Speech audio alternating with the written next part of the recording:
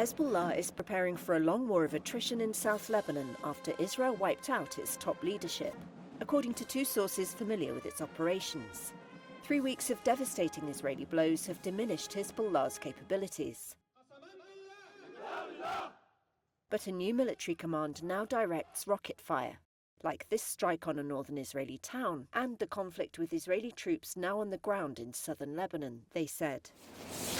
The operations room was set up 72 hours after the group's leader Sayyid Hassan Nasrallah was killed, a Hezbollah field commander and a source close to the group told Reuters.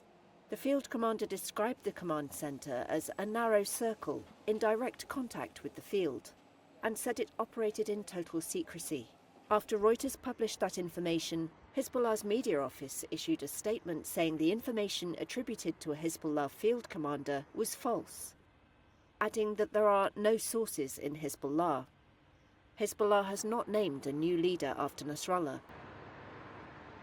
with the most likely successor also killed. What Hezbollah needs now is Andreas Krieg of King's College London said the Iran-backed group was operating as a decentralized guerrilla movement. And so we'll see different cells operating more or less autonomously from the central core. And this way they're a very resilient fighting force, because even though Israel has severely degraded the strategic leadership, operational leadership of Hezbollah, they've also degraded the communication system. The different cells of the guerrilla movement are still operating fairly well. Hezbollah's war of attrition would depend on its tunnel network, which Israel says extends for hundreds of miles. Israel's military released this video footage, which Reuters couldn't verify, said to show deep tunnels captured by its soldiers. The Hezbollah field commander called the tunnels the foundation of the battle.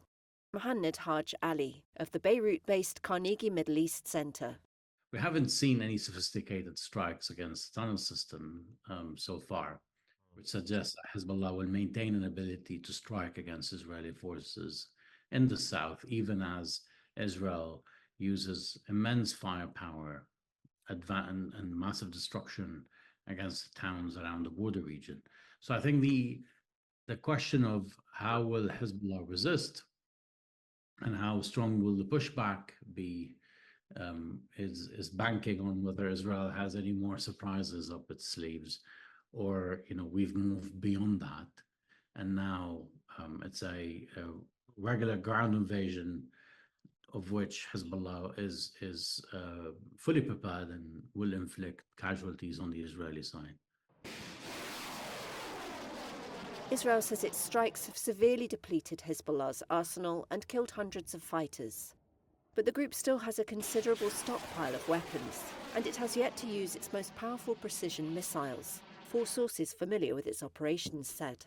Krieg of King's College London again. I think Hezbollah is holding back ballistic missiles for a kind of time of no return, if you will. These are the weapons of last resort, which is surprising considering that Hezbollah is under immense pressure.